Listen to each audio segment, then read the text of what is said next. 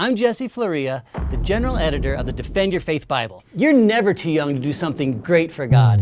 You know, I've been the editor of two of the largest Christian children's magazines for the last 20 years.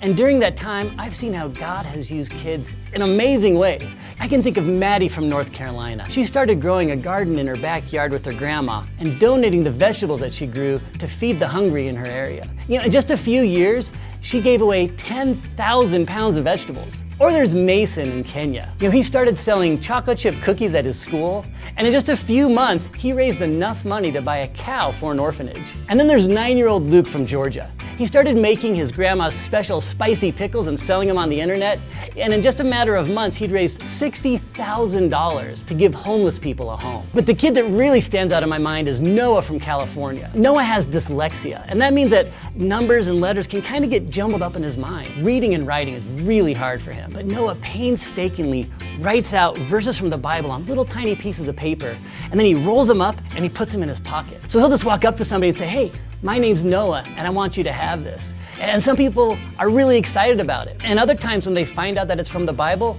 they hand it back to him. You know, but either way, Noah is happy because he knows he's being obedient to God's call.